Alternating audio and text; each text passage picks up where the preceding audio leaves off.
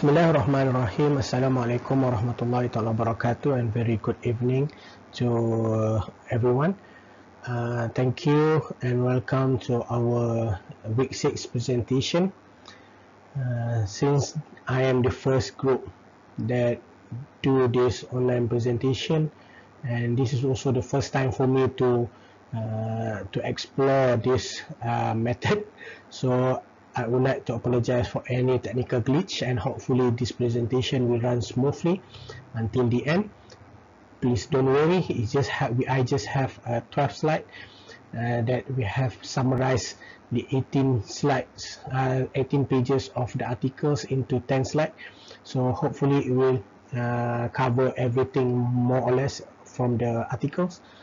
And also on behalf of my team member, I would like to apologize because this is a last minute arrangement.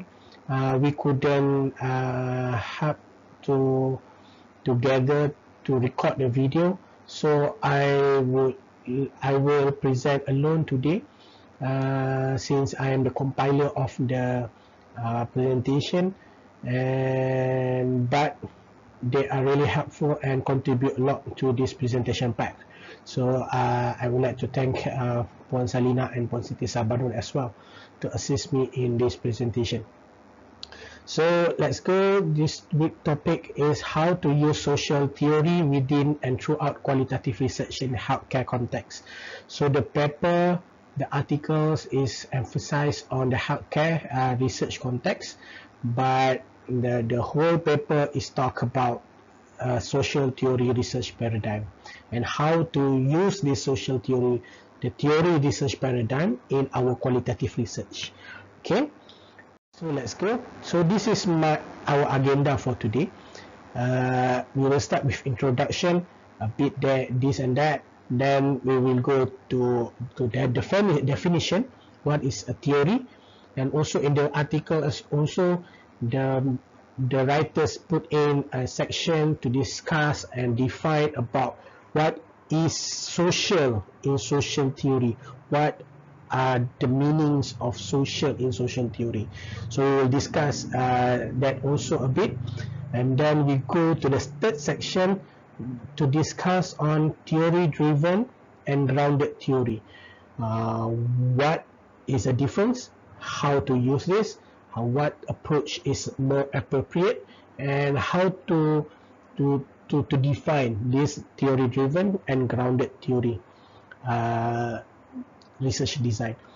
And number 4, we will go to how to integrate theory into the research design and analysis, and last but not least, a conclusion from our presentation. Okay, please bear with me. So let's start. Introduction. So role of qualitative research in healthcare. Let's start with the main objective of this article. The role of qualitative research, healthcare environment. Role of qualitative health research is paramount to translate into practice and policy. As we all know, many and most of the research in healthcare involve a lot in a quantitative nature, because there are a research in scientific in nature, so it involves a lot of numbers, evidence, lab analysis and everything. But qualitative research in healthcare is paramount to know the perception and insight of the patient that go through the treatment, go through the experience of the symptom of phenomena. So this is the importance of the qualitative research in healthcare. The theory provides a backbone to reinforce quality in research design and analysis. So this is another dimension of the research in healthcare, beside the quantitative research that give a proof, evidence, clinical evidence and everything. Qualitative research design in healthcare give us another perception or perspective or insight of the experience of the patient. So Frankfurt, Natchmes and Natchmes 2008 define theory relate to practice. That is, scientists accept a theory and its practical application only when the methodology for using it is logically and explicitly pointed out. A credible theory provides the conceptual foundation for reliable knowledge. Theory helps us explain and predict the phenomena of interest to us, and in consequence assist us in making intelligent practical decisions, which means theory is a backbone of the research. It helps us to predict, it helps us to design, it helps us to explain the nature, the phenomena that happens in our social world. So this is the definition by Frankfurt Natchmes. Scholars works on theoretical paradigm, the third one. So in the paper, the writers have listed out a huge number of the previous scholars that work on these theoretical paradigms. Whilst a lot of scholars have worked in it, the way in which theory is used is difficult to describe and often lead researchers feeling obligated to mislabel their methodological approach. This is the things that need to be highlighted, because sometimes the researchers tends to confuse what methodological they have been used in theoretical research paradigms. Then article objective. This paper describe and demonstrate the use of social theory in the design and analysis of qualitative research. So these articles describe and demonstrate the use of social theory in the design of qualitative research. And two dominant approaches have been identified. One is a theory-driven and grounded theory. Two is a theory verification and theory generation. So one is theory-driven and grounded theory, which is we use the theory as a start. Also, the next one is to verify and generate the theory. So outcome of the articles is a step-by-step demonstration of how to use theory throughout the research process. Okay. Next is, what is theory? A theory is a systematically organized knowledge applicable in a relatively wide variety of circumstances, devised to analyze, to predict, or otherwise explain the nature or behavior of a specified set of phenomena that could be used as the basis of action, based on Van Ryn and Heaney 1992. Theory has been described as interpretation, giving order and insight into what is or can be observed, based on Benzin 1989. And the most important thing in theory is not to define the theory, but the discussion of the way in which the theory is formed and the theory functions and affect a social research. The central features of social theory is consisting of a set of concepts that will form a conceptual scheme of framework. Some concepts are descriptive, others are operative, and specify empirical relationship between other elements in theory. So concepts are the variable that must be observed in and between empirical relationship are sought. So this article by Paul Ward and Peter Meyer, Samantha Meyer, identified theory as a logical deductive system consisting of a set of interrelated concepts from which testable proposition can be derived deductively. Okay, is everyone can understand? Thank you. So let's move on. to discuss is what is the social in the social theory.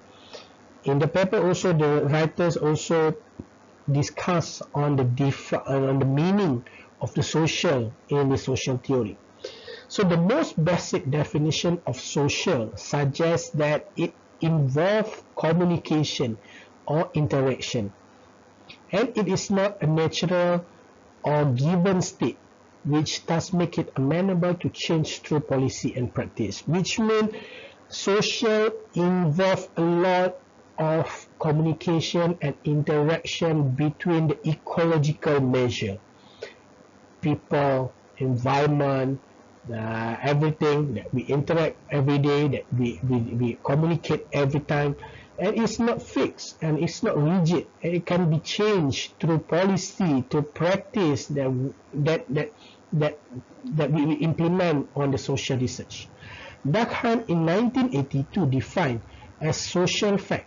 He defined social as social fact that's in any way of acting, whether fixed or not, it is capable of exerting over the individual an external constraint which is general over the whole of society whilst having an existence of its own, independent of its individual manifestation, in which without this definition, Durkheim argued that there could be no academic basis for sociology. One implication of such an argument for social theory is around multi-level or hierarchical analysis, which aims to analyze the separate influences of individual level and non-individual level variables, and often at the level of areas, neighborhood, or other ecological measures. This article, this Samantha Meyer and Paul Ward articles, is not to critique or enforce any researcher to adopt one definition of social, but merely to suggest that the way in which a researcher conceptualizes social will impact their engagement with social theory in their research method, which means it starts with how you define your social that will impact your methodological, your research design later. So to define the social is very crucial in the social theory research paradigm. The difference of all these definitions are called sociological imagination. It is the need of think imaginatively beyond the observation or measure in order to fully understand the social. So it can be variety of interpretation, perception, and ideas of social social background. So this is very, very important for us to predefine what is our social in our research. So the article emphasized that we need a way of measuring the social phenomena so that better understanding and explanation can be developed of the pathway underpinning the empirical data that we find within our research. So it needs a way to measure the social phenomena. Okay, next, a theory-driven versus grounded theory. This is important. So theory-driven versus grounded theory. Use of social theory must be appropriate for the RQ that been asked. So a social theory must be appropriate with our research question that gonna be asked later during our research. Establishing links between observation and theory improve the prospect of achieving the goals of sociological research, either to understand, to explain, and to predict accurately of social phenomena. Okay. First is theory-driven. What are the meanings of theory-driven? Theory-driven use theory as priority to design research as a means of further expanding to testing or to verifying the theory. It involves deductive logic to testing the theory. So this is theory driven. Theory driven is the theory is the priority. So we drive by the theory. So we preset the theory before we start our research. Next is grounded theory. Grounded theory takes an inductive approach. So theory driven is a deductive approach. Grounded theory is an inductive approach. Inductive approach means is we test it. We give an emphasis on the theory.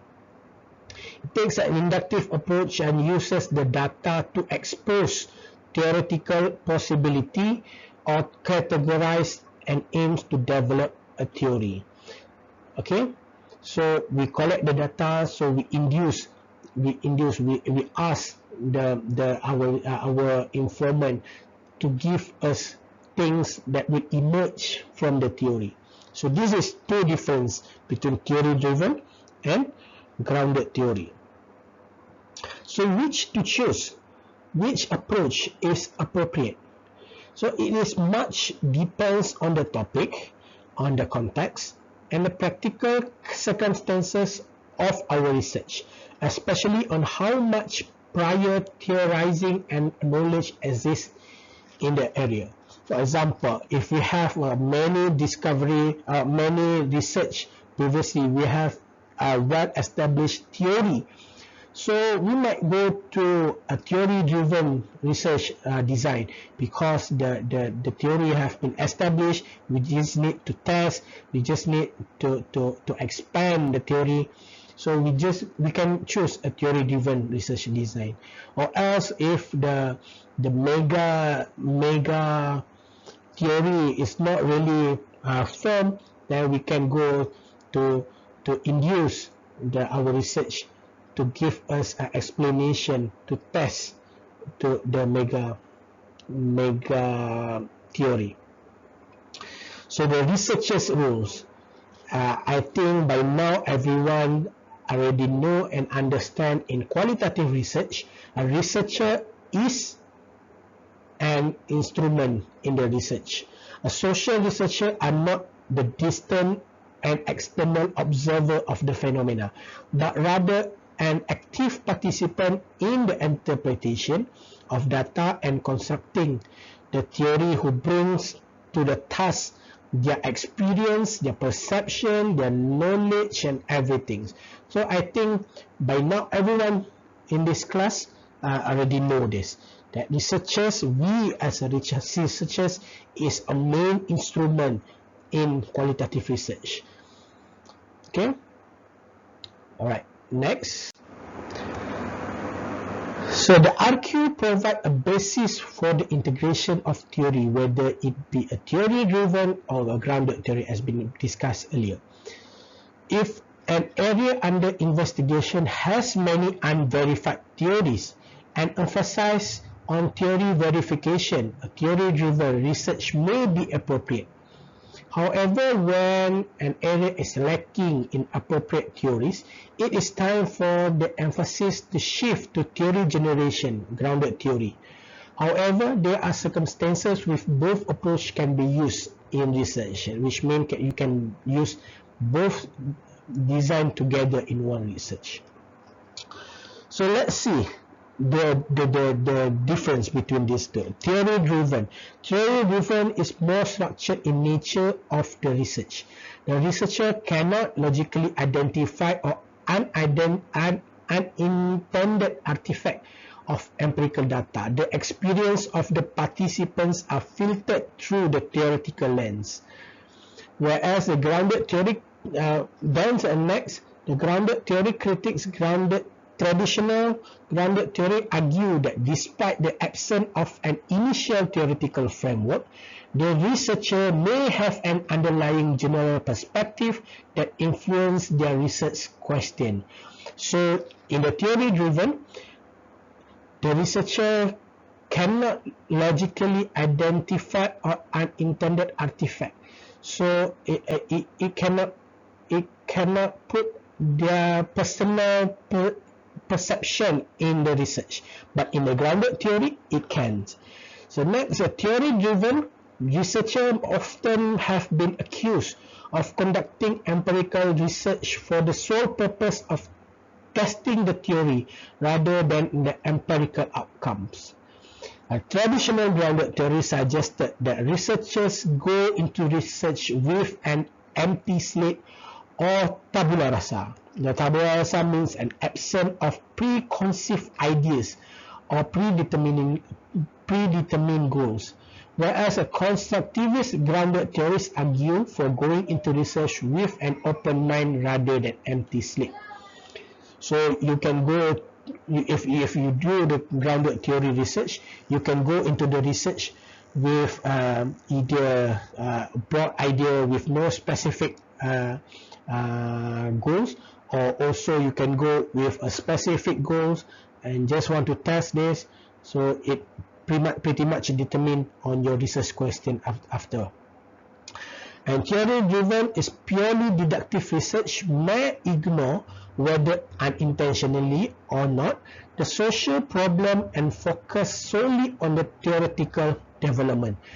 Whilst this is not the necessary problematic in theoretical research, it's not wrong, but there are moral and ethical implications if this is the case in research which ultimately aims to extend empirical knowledge and inform policy or practice. And in grounded theory, even though not all qualitative research is concerned with theory building, refining and testing, it has been argued that research solely guided by social problems fail to acknowledge implicit theory which guide the early analysis. Okay, next, so we go to the main objective of this paper, how to integrate theory into the research design analysis. So this is a step-by-step methodology, how to integrate theory into research and design analysis. So hold on, okay. First, step number 1, systematically research the literature in the area of theoretical and empirical interest and identify gaps for empirical investigation. Okay, you need to start with the literature review. You find the theory that suits to your research, and you find the gaps between the theory. And you must know, I will need to put a specific boundary, because if we want to find everything, if we want to find the gaps, I think we can go cannot stop. So we need to put a boundary of what you want to search. Second is identify the social theories in your research area by find out who are the prominent theories in the area, whether the theories being tested empirically, or is the theory too abstract for practical application. So this is the important things. We need to know who is the prominent theories and how the theories have been used and applied now, or it is just a theory without any practical application. So this can affect our research later. Step number 3, critically analyze the social theory of interest. This involves identifying any empirical gaps in the theory relevant, critiques of the practical application of theory in the heart area or any interest area of your research, and developing your own critiques of the practical application and specific areas, context and setting. So first you find the literature. Second, you find the prominent theories and the application, is it practical or not, the theories. And next you critique the theories and come up with your own critiques on the setting. Is it applicable to your research or not. So this is number 3. And number 4, develop a conceptual framework to operationalize the theory using the appropriate research method. So you develop a conceptual framework by your own research target, your own research objective. Number 5, design the research with the aim of investigating both empirical and theoretical gaps with regards to theory. The concept in step 4 previously need to become researchable. So you develop the conceptualized framework need to be researchable and should be derived appropriate method. And empirical gaps need to be used to design the research method. Okay, you need to design the research with appropriate researchable methodology. Number 6, data collection and data analysis. I think this is the main objective of our research is to collect the data and analyze the data. 1, the data collection occur until it's saturated. I think everyone by now already know what does it mean by saturated. This is the iterative process and analysis. A sampling strategy play an important role, and during this analysis, outliers should be sought out. Okay, so until saturated, when it's saturated, it depends on you. You determine either it have been saturated or not based on your analysis and everything. And sampling strategy also need to be really precise so that it can directly address your research question. And also the outliers from your data collection exercise need to be filtered out. Next is data analysis. Data analysis, as we all know, they involve three steps. One is pre-coding. Pre-coding is a process require the researchers to code aspects of the data beyond the theoretical frame. So pre-coding, during the interview or whatever data collection methodology you use, you pre-code it. Then the step number 2 is conceptual and thematic categorization. Is the stage to analyze and examine the original codes that you developed previously to form a conceptual and thematic perspective. It being grouped and separate into the larger categories. 3 is theoretical categorization. Is from your previous second step, conceptual and thematic categorize. You make it more broad to theoretical categorization based on the theory that have you been set previously. So 3 step: pre-code, conceptual and thematic categorization, and theoretical categorization in data analysis. Data collection until saturated, and predetermine the sampling strategy and take out and filter out the outliers. So the last one, the number 7 step, is to write up your research. Okay, so this is samples of data collection analysis in the paper. You can start with collection of the relevant data, then you go to interpretation of the data, then you create the conceptual and theoretical work. You can reiterate with the interpretation of the data you collected before, and then you go to 3A, for example, title, specification of research question. Then you collect the data again. So this is the normal qualitative research design data collection framework. You can go iteratively, and we involve a lot of go for back and forth to your informant to collect the data. And the below one is to determine to show the pre-coding, conceptual categorization, and a theoretical categorization. So we go to what is the theory that been used to describe what are the theories that can relate to the data, to the coding data from your informant. That is the theoretical categorization. Okay, last slide. Conclusion.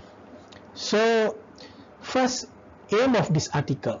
The aim of the article is to describe and demonstrate the use of social theory in the design and analysis of qualitative research, providing students and researchers with a point of reference. The use of theories in research is to assist researchers to move away from abstract data towards meaningful explanation of social phenomena that makes finding generalizable to other settings, as a result for provide better evidence. RQ as a guide. This is important. Research question as a guide. The use of theory before or after the data is ultimately guided by research question. There are many research questions require pluralistic approach are described in this study. Last one, key of a quality research is to design and analyze the research appropriately. So I guess that's all from our group presentation. Again, I would like to thank my fellow teammates Puan Salina and Puan Siti Sarbanun for assisting me to prepare this presentation, and also thank you to everyone who spend your time listening to my presentation. And also hopefully when the class start, our class resume again, we owe you this week refreshment.